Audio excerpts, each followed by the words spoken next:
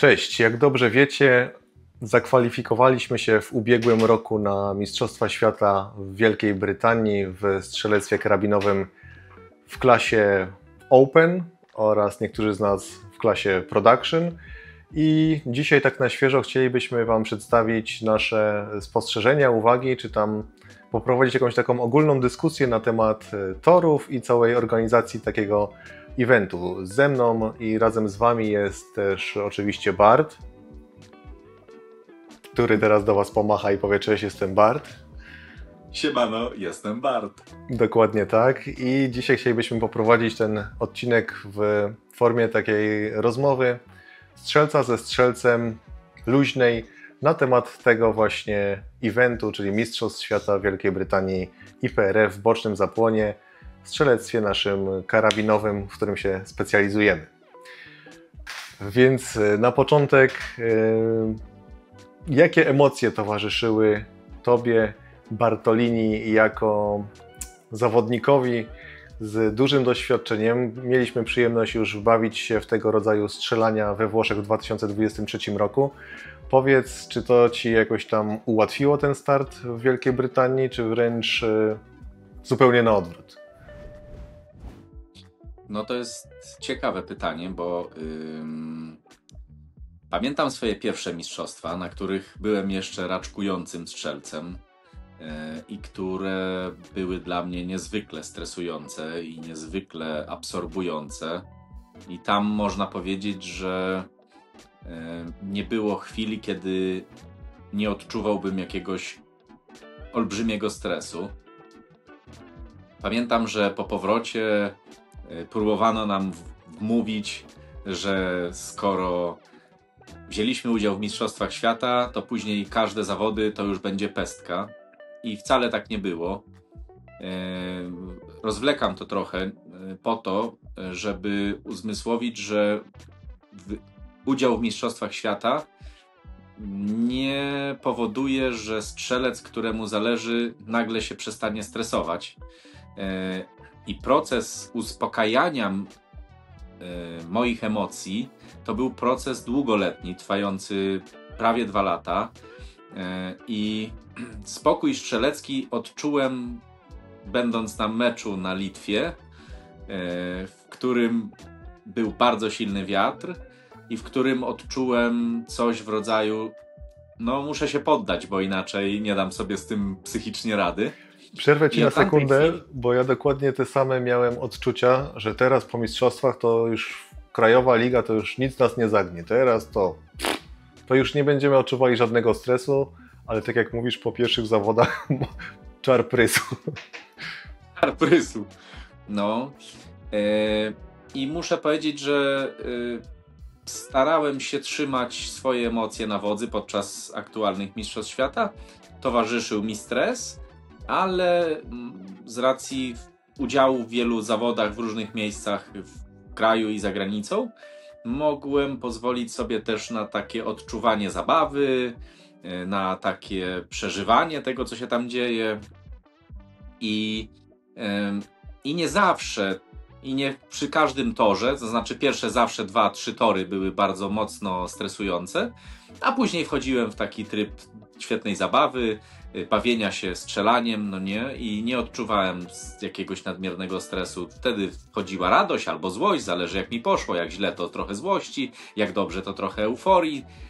No, wszystko było takie pomieszane, natomiast to nie był stres taki jak we Włoszech, z pewnością. No i co jeszcze należy zaznaczyć, to nasz przyjaciel czeski Mikuláš zwrócił po raz drugi mi uwagę na to, że bardzo miło się ogląda moje strzelanie. Ja nie wiem, jak się ogląda moje strzelanie, dlatego że ja siebie nie oglądam. Niestety nie mogę wylecieć z ciała i obejrzeć siebie. To ciekawe. No. I on zauważa, a Mikuláš jakby towarzyszy naszej wspólnej drodze strzeleckiej od samego początku. Wspiera nas, pomaga nam się rozwijać, zwraca uwagę na nasze błędy oraz no, wspiera nas po prostu. Doradza, tak. Widzi coś, czego my przez to, że nie mamy możliwości wyjścia z samego siebie, nie widzimy jakichś takich niuansów, drobnostek, co często wspominamy na treningach, te nasze mikrotuptania, doprecyzowanie naszych postaw do odpowiedniej wysokości barykady. Pamiętam, jak byliśmy u Mikulasa 2 albo 3 lata temu, właśnie zwrócił nam na to uwagę, po co my tak tańczymy przy tych barykadach, przecież wystarczy się raz ustawić, dopasować wysokość, oddać strzał i na tej zasadzie zarabiamy czas i wydajemy go na celowanie i celne strzelanie, przynajmniej z założeniem. I na pracę na spuście, i na ewentualny czas na znalezienie celu. Jakby tych elementów jest więcej. Niemniej zwrócił uwagę, że bardzo dobrze się mnie ogląda, że moje strzelanie weszło w jakiś inny etap, w którym ogląda się mnie spokojnego, a nie takiego znerwicowanego, roztrzęsionego, takiego chaotycznego. I to właśnie dzięki zawodom na Litwie i temu rozgoryczeniu, które czułem z panujących tam warunków, z którymi sobie nie dawałem rady, postanowiłem się lepiej bawić, a mniej stresować nad rzeczami, na które nie mam wpływu. Czyli osiągnąłeś takie swoje strzeleckie zen. Takie prawie strzeleckie zen, tak. Super. Powiedz mi, czy pamiętasz jeszcze swój pierwszy tor i pierwszy strzał na tych zawodach, na Mistrzostwach Świata? Moim pierwszym torem był tor numer 4, czyli to były 2 tank trapy i 2 kyle. Coś idealnego dla aptekarza, czyli weryfikacja możliwości sprzętu i stabilnej postawy i umysłu. No to idealnie skrojone dla Ciebie. Mam nadzieję, że tam rozpocząłeś te zawody fullem. Tak, rozpocząłem te zawody fullem. Polegało to na strzelaniu na 2 dystansach z 2 tank trapów, żeby od razu uprzedzić, jak wyglądały Mistrzostwa Świata. To wszystkie tory były zrealizowane w konwencji i te 2 stałe nigdy się nie zmieniały, czyli czas trwania wynosił 90 sekund, a ilość oddanych strzałów zawsze wynosiła 12 i to się nie zmienia. Będziemy pewnie tutaj mówić o różnych torach. Zawsze te 2 stałe są stałe. Dobre, niedobre? Co sądzisz? Wiesz co, no ciekawe na pewno. To znaczy ja nigdy nie byłem takim dobrze szybkim strzelcem jak ty i zawsze tobie zazdrościłem tej szybkostrzelności i tego, że dla ciebie czas nie jest problemem w ogóle, no nie, że świetnie się składasz do strzału. Szybko i niecelnie, to moja dewiza. I jesteś gotowy praktycznie od razu. To jest zawsze dla mnie bardzo ciekawe, a jednocześnie w moim wykonaniu bardzo trudne. Ja nie jestem takim szybkim strzelcem, ale wygląda na to, że to jest ciekawa formuła i że warto nad nią dalej pracować w kontekście dalszych treningów strzeleckich. 12 kulek, 12 strzałów, 90 sekund, a co myślisz, że to troszkę zabija jak gdyby nieprzewidywalność tego sportu, że mając karabinek openowy, mając w magazynku 15 kulek, nie jesteśmy zmuszeni do wymiany tego magazynka, więc raz wsadzając, podpinając takowy do broni, jesteśmy w stanie przejść przez cały tor bez dotykania w ogóle zapasu. No chyba, że ma się voodoo albo Bergara, albo Remixa, to wtedy mimo wszystko i tak należy dobyć drugi magazynek i go wymienić ze względu na pojawiające się zacięcia. Ale mi jak gdyby zabrakło sprawdzenia takich umiejętności, przynajmniej jeżeli chodzi o kategorię Open, gdzie należy właśnie szybko dobyć magazynek, wymienić go, ewentualnie tych kulek zabraknie. Przy torach hit to move, których tutaj nie było, był tylko jeden tor limited hit to move, czyli ta konwencja taka, którą ja spotkałem się pierwszy raz na Litwie, o czym ty mi tam opowiadałeś, że mamy niby tor hit to move, jednakowoż jest ograniczona amunicja do 12 strzałów. To jest bardzo fajne, ale co z takimi umiejętnościami manualnymi strzelca, wymianą magazynka, dobywaniem? Trochę to w klasie Open zostało przykrócone, nie sądzisz? No tak, klasa Open ma swoje prawa i ponieważ klasa Open, może wyjaśnijmy, nie każdy wie, co to klasa Open. Klasa Open oznacza ni mniej, ni więcej wszystkie chwyty dozwolone, to znaczy możemy dowolnie modyfikować karabinki, z których strzelamy, dowolnie je dociążać, możemy tak, wymieniać spusty. Dowolnie przedłużać magazynki. Dokładnie tak. Wszystkie chwyty są dozwolone. W klasie Factory jest to limitowane do 10 sztuk amunicji i przy torach 12-nabojowych, w tym samym czasie 90 sekund, każdy z zawodników startujących w klasie Factory musiał ten magazynek wymienić właśnie przez to, że limitacja była do 10 sztuk. Mi trochę tego brakowało, że właśnie nie było tej walki, ewentualnie zabawy zdobywaniem, wymienianiem. Nie do końca to weryfikuje strzelca w 100%, bym powiedział, bo jeżeli chodzi o samo przemieszczanie się, szybkie strzelanie, celowanie, ok, ale zabrakło mi tego manuala, co oczywiście, tak jak wspominałem, zawodnicy z Bergerami, Wudo i Remixami nie mieli tych problemów, bo tak czy siak musieli wymieniać te magazynki. Przynajmniej w moim wypadku tak to wyglądało. No właśnie, to moje pytanie, czy ty na pewno nie miałeś okazji sprawdzić się jako strzelec przy szybkiej wymianie magazynka, bo ci się tam stanęła ci fajka. No, stanęła mi fajka, to prawda, ale nie wszystkim stawała fajka, stąd też chciałbym, żeby każdy miał możliwość lub konieczność wymiany tej magazynka jako jedna z podstawowych umiejętności strzeleckich w PRS-ie. Coś takiego. Tak, to generalnie jestem wielkim fanem faktu, że można ładować dowolną ilość amunicji do magazynka i wcale nie czuję potrzeby, żeby organizator zweryfikował moją umiejętność w tym zakresie. No, podpowiem Ci, że na najbliższym MRTM-ie możliwe, że właśnie tak będzie. Trudno, nie wiem, spodziewam się czegoś takiego. Natomiast dając z jednej strony strzelcom możliwość wyboru, bo przecież można w Open mieć magazynki załadowane 10 sztukami równie dobrze, prawda? Albo i 3. Albo i 3 sztukami. Nikt nikomu nie zabroni. Niemniej, pozwalając wszystkim strzelcom ładować dowolną ilość amunicji do magazynków, rzeczywiście mógł się znaleźć jeden tor, w którym na przykład po oddaniu określonej sekwencji strzałów należy obligatoryjnie wymienić magazynek, ponieważ dalsze strzelanie nie byłoby punktowane. To by było ciekawe. Myślę, że to są znane tory, już tak strzelaliśmy. To jest ciekawa konwencja, zmusza również do 2 zmiennych, no bo wiadomo, że jak słyszymy sygnał timera, to nasz mózg zaczyna pracować w takim bardzo ograniczonym zakresie. Zgadza się. Dźwięk timera zmienia wszystko, to już wszyscy wiemy. I nie zawsze wcale to jest oczywiste, że każdy z nas zmieni w odpowiednim momencie i po odpowiedniej sekwencji ten magazynek, więc to jest dodatkowy stresor. Choć, jak podkreślam, ja nie jestem wielkim fanem zmuszania ludzi do wymiany magazynków i uważam, że Mistrzostwa Świata to nie jest miejsce, biorąc pod uwagę wszystkie okoliczności, które doświadczyliśmy na miejscu, do tego, żeby jeszcze dodatkowo utrudniać strzelcom zmagania w postaci wymiany magazynka. To jest moje zdanie. Bo no dobrze, trzeba powiedzieć, że było trudno. Czy nie uważasz, że było trudno? No właśnie mamy taki dysonans, bo były tory, gdzie te 90 sekund, 12 strzałów robił każdy z palcem w nosie i tam sypał się full za fullem. Po czym był tor, gdzie postaw było 8, również 12 strzałów i 90 sekund. I to trochę tak te sztywne trzymanie się tej minuty 30.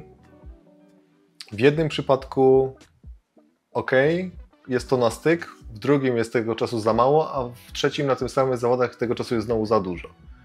To mówię akurat o torze z paczkami amunicji ILI, gdzie były do strzelania 2 cele, po 3 strzały z każdej z 4 postaw i tego czasu zazwyczaj tam zostawało dosyć sporo, przynajmniej z tego, co ja zaobserwowałem w moim składzie.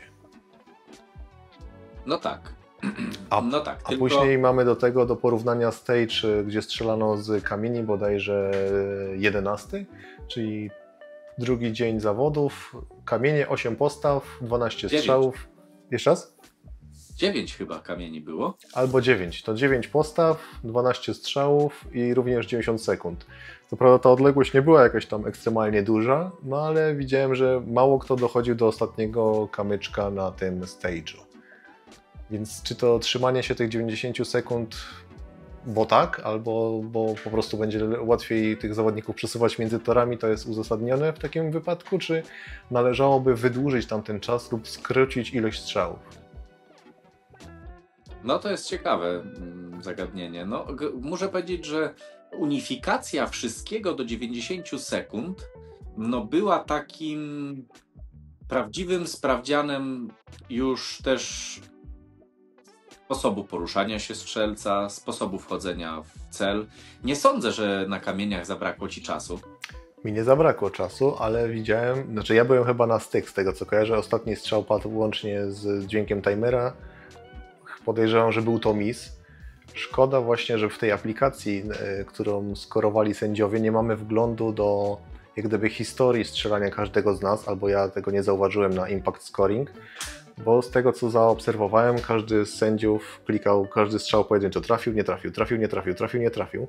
I ciekawą statystyką byłoby właśnie zobaczenie całej historii tego strzelania, czyli w moim przypadku zdarzyły się misy na większych celach i kolejny strzał był oddawany na ten sam dystans do mniejszego celu, który już był trafialny.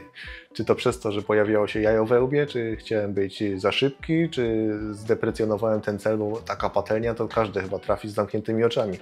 Nie wiem, chciałbym właśnie do takich statystyk dojść, niestety nie mamy do tego wejścia wglądu.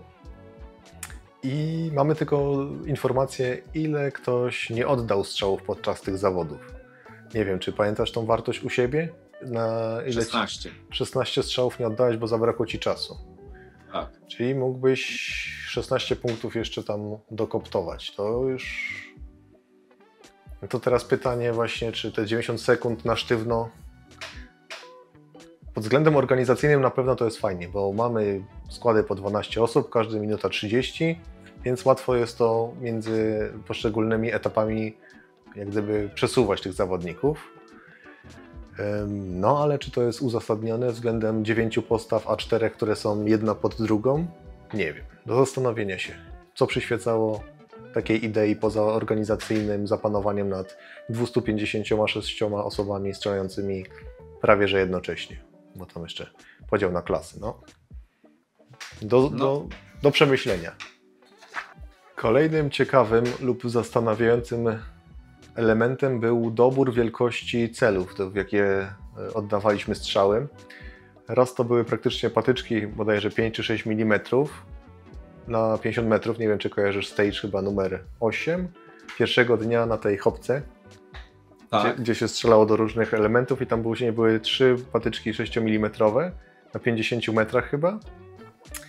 By tego samego dnia na torze numer 1 na 30 metrach strzelać chyba do 5 cm czy 3 cm. Tam były ogromne te cele i też zastanawiam się, jaki sens jest ułożenia takiej wielkości celów na takich dystansach i w jaki sposób i dlaczego to zostało tak zaplanowane. Może ty masz jakieś logiczne wytłumaczenie, bo ja się nad tym zastanawiałem i niestety nic mi nie przyszło do głowy sensownego.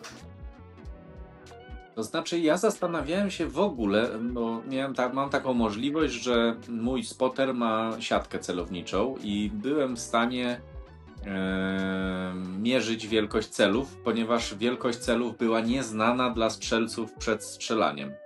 I każdy, kto miał jakąś formę pomiaru wielkości celu, mógł to zrobić właśnie spotując spoterem. Przy czym niedopuszczone było spotowanie przez lunety dokładnie z tą samą siatką, z której strzela się zawody. To jest istotna uwaga, dlatego wszystkie inne zostały To ciekawe, bo u mnie była sytuacja taka, że zawodnik miał dwie te same lunety, jedną na karabinie, drugą właśnie na tripodzie, na spotywie, na statywie i właśnie dokonywał obserwacji celów przez tą lunetę, która była używana jako spotter.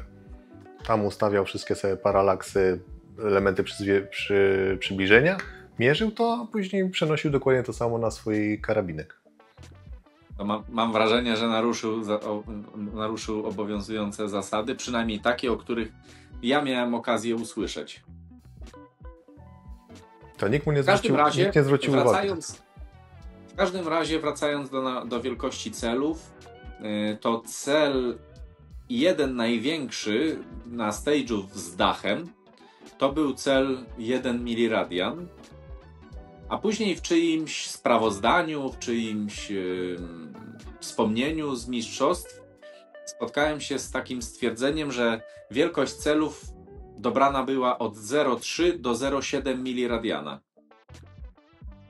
I teraz ja nie jestem znowu fanem bardzo małych celów, jeśli idzie o zawody, dlatego że w zawodach na przykład w Polsce u nas udział biorą różne osoby posiadające różne karabiny, posiadające różną optykę, osoby o różnym stopniu zaawansowania oraz osoby, które być może nie mają zawsze idealnych warunków do tego, żeby dużo trenować i tak dalej, a zawody są jedynym miejscem, gdzie mogą szlifować swoje umiejętności strzeleckie.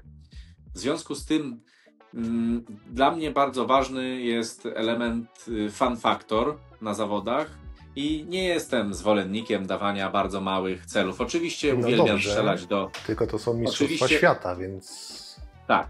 Oczywiście uwielbiam strzelać do małych celów z powodów naukowych.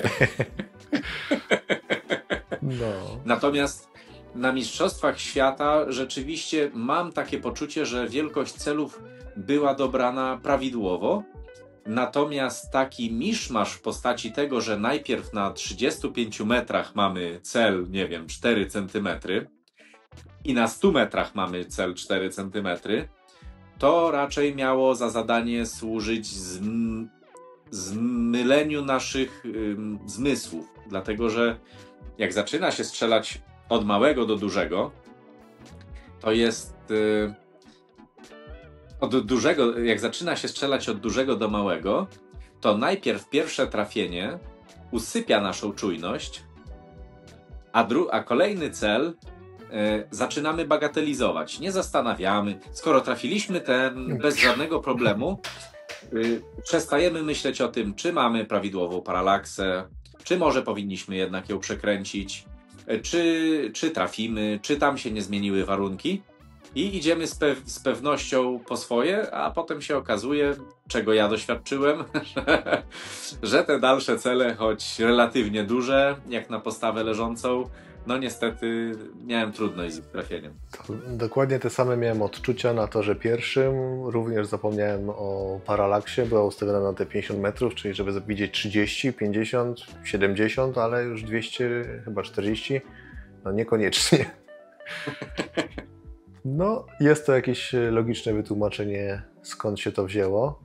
Ja pamiętam również, że ćwicząc, chyba przed zawodami my byliśmy właśnie na osi 300 metrowej, aby zweryfikować nasze nastawy elewacyjne i tam poukładaliśmy sobie cele w taki sposób, że mieliśmy problem z odczytaniem, który jest bliżej, który jest dalej. Przez to, że ten, który był dalej, był mniejszym celem, a ten, który był bliżej, był większym. I dopiero się okazało w połowie, że ktoś strzelił dalmierzem, że my w ogóle strzelamy w zły cel, który wydawało nam się, że jest dalej, a on jednak był ustawiony bliżej. Okej, no to jestem w stanie zrozumieć takie podejście. Najtrudniejszy tor tych zawodów dla Ciebie? Najtrudniejsze to właśnie, muszę powiedzieć... Leżak. To są ciekawe rzeczy, tak. Najtrudniejsze 2 tory to 2 leżaki. Czyli 1. i 8, czyli ta hopka i ten pierwszy tor, gdzie strzelało się do góry na te 200 tam... Też strzelaliśmy ze skoczni. To było bardzo trudne dla mnie. Oraz hopka, też 8 tor później. 2 leżaki dla mnie w ogóle nie do przyjęcia. Wydawały się piękne, łatwe, wszystko super. Idealny tor na rozpoczęcie dnia, bo sobie będzie można zweryfikować nastawy, no ale jak się okazało, to 90 sekund również było za mało dla większości ludzi, przez to, że cele były ułożone w taki sposób, że część była z prawej strony, część była z lewej, cały czas do góry, a kolejne 2 ostatnie, czy tam 4, były znowu po prawej stronie rozłożone u góry i samo pozycjonowanie się na planszy, gdzie celuje karabin, dawało nieco problemów zawodnikom, aby zlokalizować się, potem pamiętać o paralaksie, czy to był cel 6 czy 7, bo warto wspomnieć, że tutaj żadne cele nie były oznaczone ani liczbami, ani cyframi, Co jest fajne czy nie fajne? No i znowu wrócimy do naszych krajowych zawodów. Teraz na naszym podwórku chyba nigdy nie praktykowaliśmy na żadnych zawodach takiego strzelania do celów, które nie są oznaczone. Poczekaj.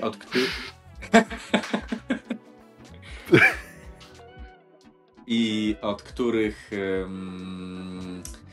których usadowienie, tak jak powiedziałeś, na planszy wymaga pewnej wizualizacji w głowie, zapamiętania punktów charakterystycznych, kolejności strzelania. To jest bardzo trudne. Nawiązując jeszcze do tego, to właśnie paralaksa od 25 metrów do 250 metrów. No nie da się strzelić tego na jednej paralaksie. Da się, kręcić. Ale nie celnie. Nie da się strzelić tego. Da się, ale nie celnie. Tak. Nie da się niestety.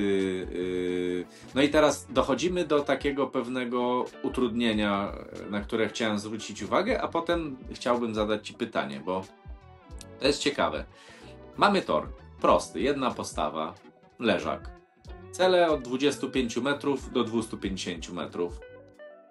I mamy tak naprawdę, żeby wyrobić się w czasie, na każdy strzał mamy, no ile sekund? W zasadzie 90 podzielić przez 12 to ile? Niecałe 9. Jeżeli mnie nie zwodzi kalkulator w mózgu, to niecałe 9. No 8 z kawałkiem, no nie? 8 sekund na oddanie pierwszego strzału. I teraz po krzyżu się nie da, bo trzeba podjąć pewną strategię, prawda? Albo strzelamy po krzyżu do pewnego celu, a potem nakręcamy kolejną poprawkę i dostrzeliwujemy resztę po kolejnym krzyżu. Ale co z paralaksą w tym czasie, no nie? Gdzieś też musimy albo wybrać paralaksę na grupę pierwszych celów, potem na grupę kolejnych celów, potem na grupę kolejnych celów, lub kręcić z paralaksą. I teraz moje pytanie do Ciebie.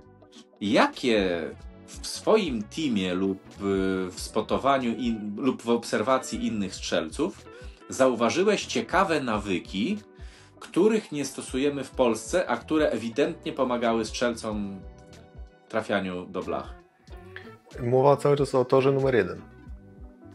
Czy ogólnie? W zasadzie o każdym torze, bo... Przy tym torze numer 1 plus był taki, że te cele narastały, czyli były od najbliższego do najdalszego.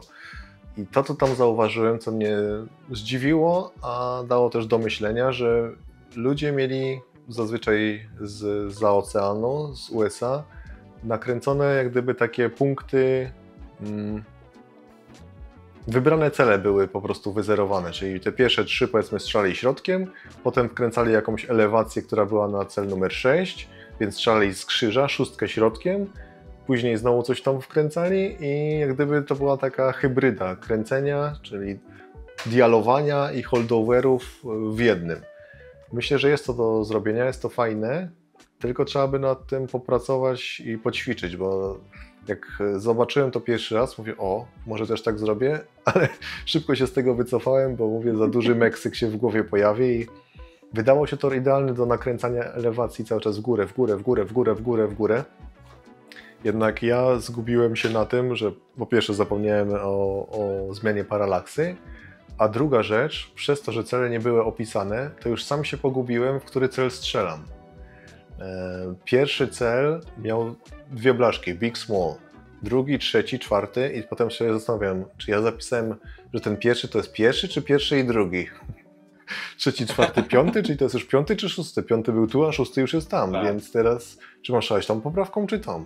To mi zrobiło jajo we łbie takie dosyć mocne, a też liczyłem, że ten tor będzie fajny, bo taki leżak idealny na fulla. Tam problemem jeszcze było to, że leżeliśmy pod dosyć dużym skosem i ten karabinek nie leżał tak jak zawsze fajnie, wygodnie, tylko trzeba było dostosować wysokość bipoda lub też go w połowie skrócić lub podwyższyć, żeby ten karabin fajnie się ułożył w poduszce, w dołku strzeleckim. To widziałem sprawiało też problemy, w końcu w jakimś tam etapie ludzie te poduszki wyrzucali, bo już i takie ich nie korzystali, robili jakieś dziwne konstrukty, żeby się zbliżyć do tych niskich celów. No. Było to zabawne. To na pewno mi się rzuciło w oczy. Rzucił mi się w oczy przebieg juniorki z USA Dakoty Wright, która nakręca wszystko wszędzie, zawsze. Także tam był wierzyciel rozkręcony do czerwoności. Co każdy strzał, nawet jakieś 2 kliki, które my, przynajmniej ja, nie wiem jak Bart pewnie, nie? Jak dla mnie jest różnica 2 klików, to po prostu zaokrąglam sobie do 1,5 czy do 2 i nie odkładam 1,8, bo wiem, że i tak się to nie uda w 90 sekund 1,8 wycelować. Ona miała wszystko zapisywane na wieży i co każdy strzał było kręcenie wierzyciela, więc to szacun. Oczywiście wyrabiała się w czasie i wynik również miała bardzo, bardzo fajny, więc takie ćwiczenie kręcenia na pewno na plus, fajne. Co tam jeszcze mi się rzuciło w oczy? No, na razie nic mi nie przychodzi do głowy, a u Ciebie jakie Ty masz spostrzeżenia? No, ja mam taką... Miałem takie szczęście, że mój skład był jednym z najmocniejszych składów na mistrzostwach, ponieważ chyba pół składu uplasowało się w top 10. No prawie pół składu. No pół składu ze mną w top 20, bo ja zamknąłem top 20. Ale bardzo dużo mocnych zawodników strzelało u mnie w składzie i na przykład Matt Steiner, niesamowita maszyna, okropna maszyna, bardzo szybki strzelec, który nie traci czasu, absolutnie jego ekonomia ruchów jest dopracowana do perfekcji i wchodzenie w strzał podczas 20 stage'ów i chyba 50 iluś, no nie wiem ile celów było, dużo, 60 celów? No, łącznie? Około 60. Około 60 celów. On ani razu nie zmniejszył powiększenia, żeby odnaleźć się w rejonie. A ile miał nakręcone? On około chyba 20 ma powiększenie. Kolimator? Nie. Ani razu nie zmniejszał powiększenia, żeby odszukać cele i ani razu nie myszkował karabinem po przedpolu, żeby znaleźć cel.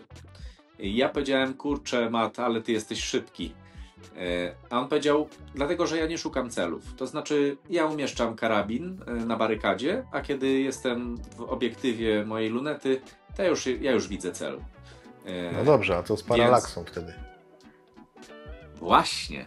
I to jest to, co ja zaobserwowałem. Otóż Matt Steiner, który zajął 2. miejsce w kategorii Open na Mistrzostwach Świata, jest wicemistrzem świata tegorocznym lub tej edycji, bo mistrzostwa odbywają się co 2 lata. Matt stosował taką technikę, że miał kolorowe mazaki lub jakiś mazak i podczas czasu przygotowawczego przed każdym torem, który wynosił 4 minuty, Matt za każdym razem bardzo konsekwentnie celował w każdy cel. To ciekawe. I zaznaczał paralaksę na każdy konkretny dystans. To ciekawe, bo u nas na odprawie była mowa, że paralaksa tak, ale tylko na jeden cel. Tak, i teraz skorzystaliśmy z luki, skorzystaliśmy z prawa, które nie było równe na wszystkich torach. To znaczy, pewni sędziowie na torach zakazywali skupiania się na paralaksie. Inaczej, sędziowie na pewnych torach pozwalali złapać paralaksę tylko na jednym celu spośród wielu. Natomiast inni sędziowie nie mieli z tym problemu i myślę, że oceniali wszystkich równo. Natomiast rzeczywiście ta zasada nie była równa na wszystkich torach. Okej. No dobrze, no ale to masz wtedy dwie, bo on jest z tych kręcących czy odkładających znowu? To zależy. Teraz kręcił paralaksą. No, czy tego się nie robi za dużo? No nie wiem. Nie, kręcił paralaksą, ale nie zawsze kręcił elewacją. Kiedy doszedł do wniosku, że warto kręcić również elewacją, to nie ukręcił, ale ponieważ czasy były absurdalnie niskie, no ciężko mi sobie przypomnieć do końca, jakie on wykonywał czynności, ale na pewno kręcił paralaksą. Czy zawsze kręcił elewacją? Nie wiem.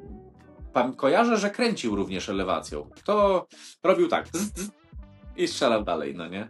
Oczywiście miał marki naniesione, znaczniki ostrości na konkretne cele i myślę, że też kręcił elewacją. Tak 50-50, tak mi się wydaje. No, ciekawe.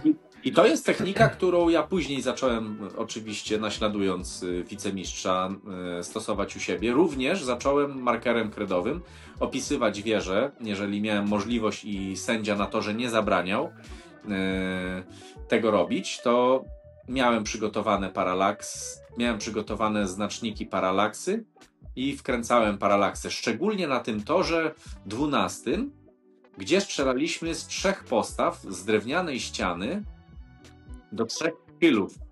No kojarzę ten stage, takie ząbkowane drewniane belki i 3 kyle po 4 bodajże cele na każdym. Tak, przy czym środkowy kyl był chyba najtrudniejszy, bo tam ten przedostatni i ostatni cel to był cel, który my nazywamy piciowinka. Tak, tam był zawieszony diamond, ale rozmiaru nie wiem. Wiem, że sprawiał trudności i prawa część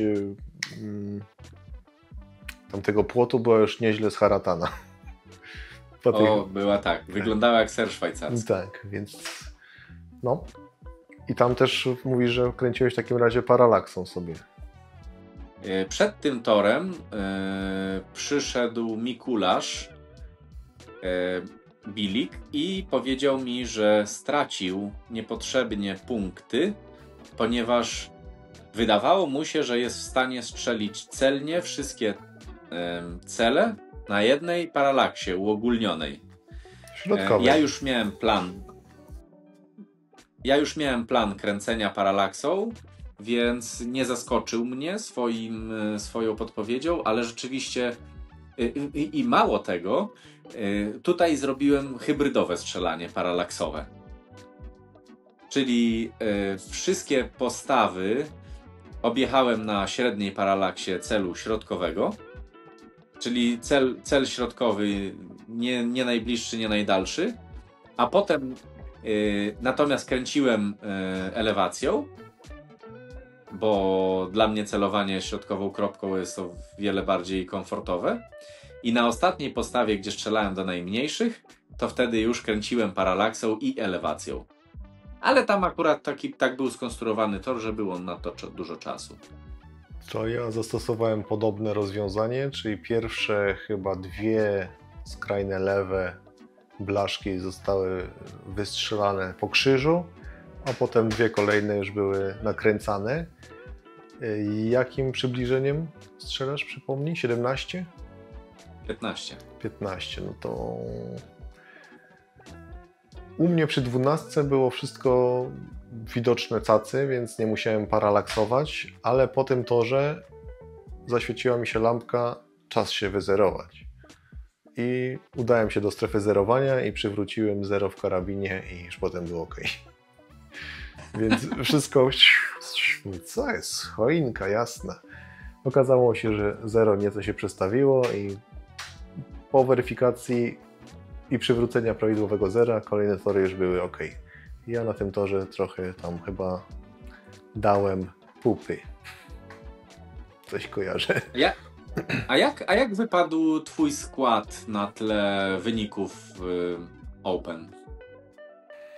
Szczerze powiedziawszy, nie weryfikowałem tego dokładnie, ale jak obserwowałem 2 zawodników, Michaela Bay z Kanady i Toma Rice z Wielkiej Brytanii, to wydawało mi się cały czas, że oni, kurde, tu jest ekipa mocna, cały czas idą fullami, tu pięknie, ładnie, ale po pierwszym dniu, jak weryfikowałem wyniki, to byliśmy albo w tym samym miejscu, albo nawet ja wyprzedzałem Toma Rice'a na pewno, ale Michael Bay chyba był 1 albo 2 impakty przede mną i się tak zacząłem zastanawiać, jak to jest możliwe, skoro on cały czas pięknie czyścił te stage, coś jest nie tak, ale chyba sobie jakiś taki fałszywy obraz swojej osoby w głowie uknąłem, który powodował, że wydawało mi się, że strzelam źle.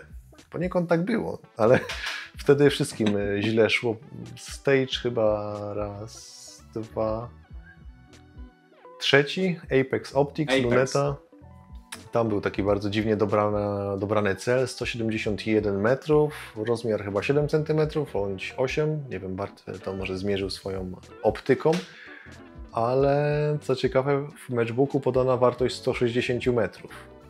Każdy mierzy, no 171, no to aż o 10 metrów by się pomylili, no coś tu nie grało.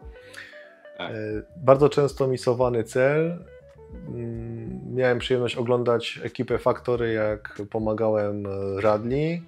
No tam się działy dramaty, ale też można było fajnie zobaczyć siłę mentalną zawodników z USA, którzy po tak trudnym i zniszczonym torze 3/12 na następnych torach jak gdyby nigdy nic się nie stało.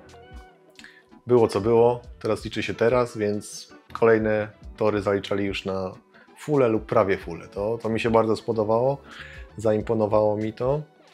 I kiedy przyszedł mój dzień strzelania na tym torze, no to miałem nie lada problem, zresztą reszta mojego zespołu tak samo. Chciałem zobaczyć Michaela Blackburna, który jest mistrzem świata, jak on sobie tam poradził. Widziałem w punktach, że bardzo dobrze.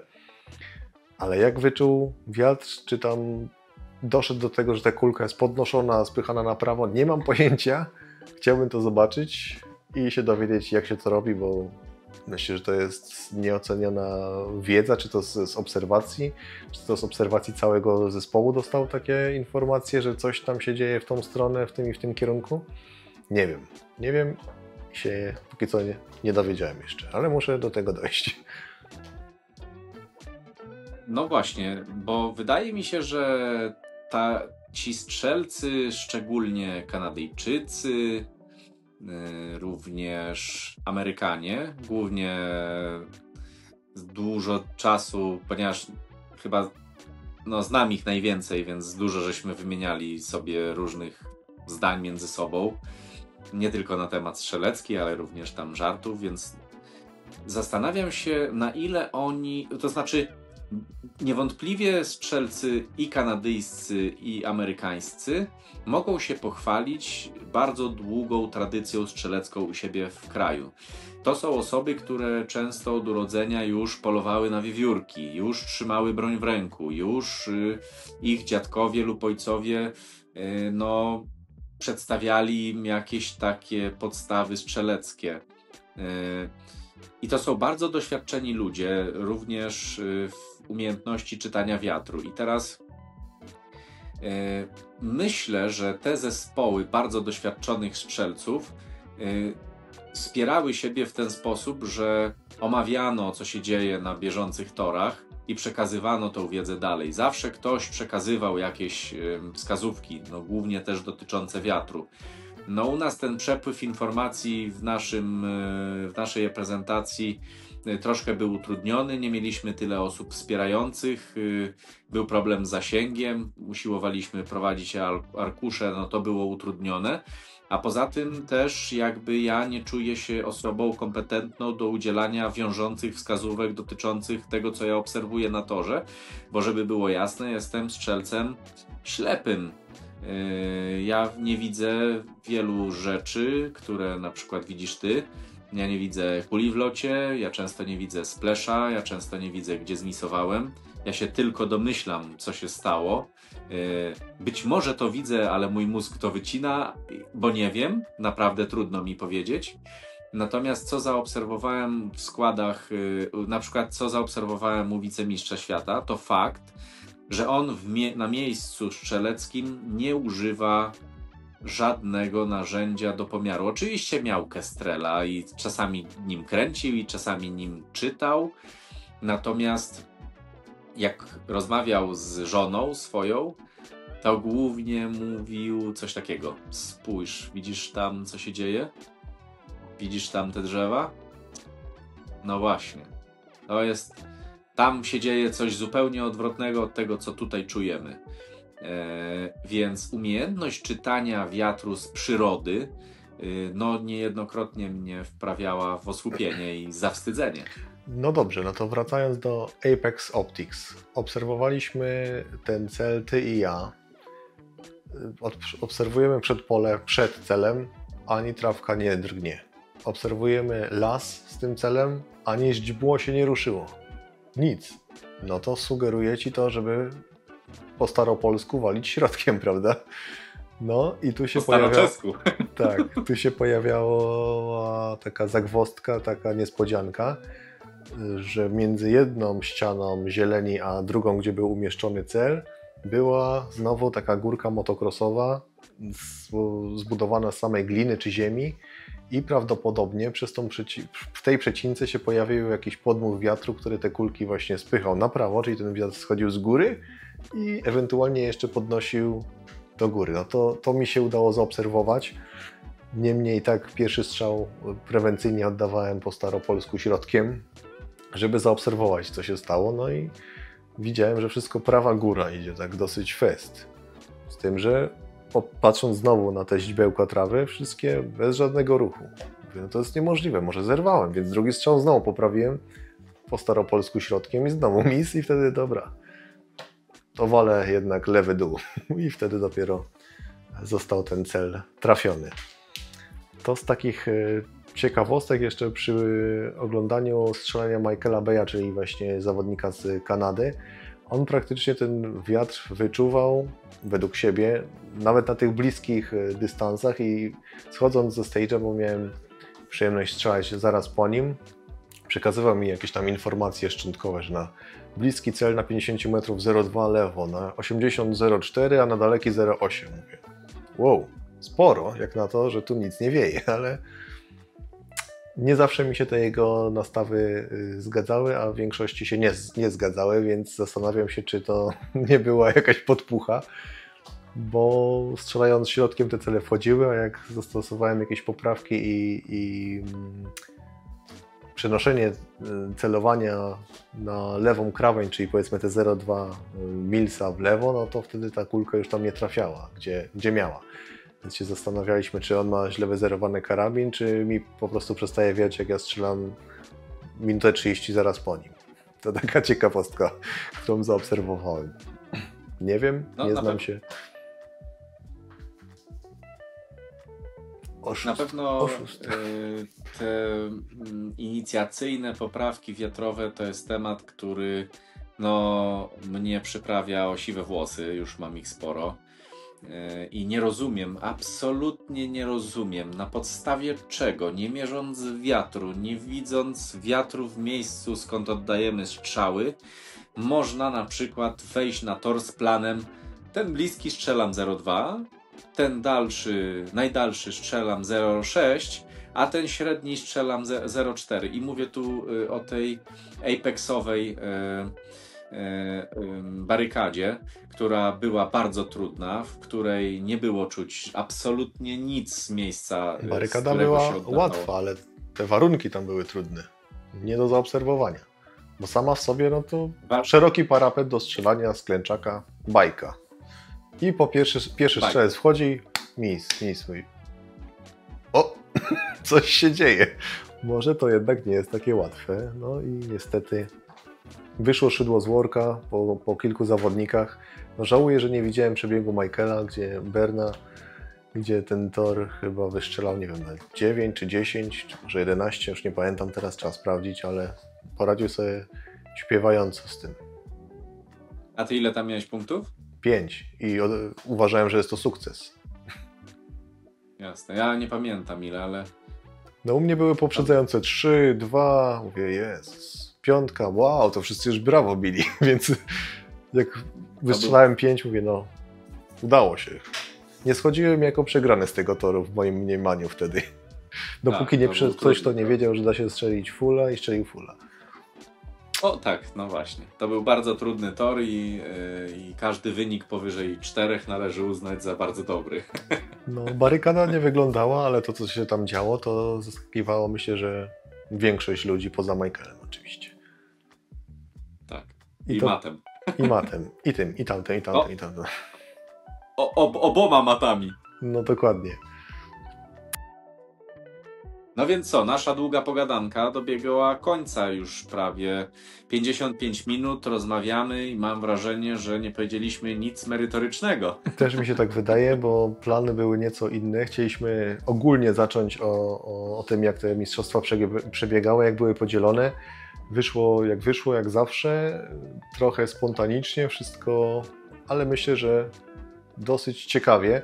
Jeżeli będziecie zainteresowani, oczywiście możemy kontynuować tą pogadankę z profesorem alchemikiem Bartem Maliszewskim i przejść po prostu tor po torze, obserwując przebiegi Barta, czy tam innych zawodników, jeżeli nam się uda dorwać wideo od mistrza, czy tam wicemistrza. Widziałem, że publikowali, więc będziemy mogli zrobić jakieś porównanie i na bieżąco omawiać każdy z tych torów, który się tam pojawił. Jak ktoś dotarł na sam koniec, to niech da znać. W Bo komentarzu. ja nie wiem, czy sam bym dotarł. Takie przed snem, jak damy napisy, to może jednym okiem ktoś to obejrzy jeszcze przed wyłączeniem zasilania. Dobrze, to Dzięki za pogadankę. ja również dziękuję Bartowi i za cierpliwość, i za możliwość porozmawiania i myślę, że będziemy się widzieli w kolejnych filmach w takiej wersji hybrydowego wywiadu na odległość. A najszybciej będziemy się widzieli pewnie na naszych zawodach MRTM w niedzielę 7 września. Może coś tam będzie trochę z tych brytyjskich rozwiązań technicznych, kto wie? No, sądzę, że będzie dużo. Kto wie?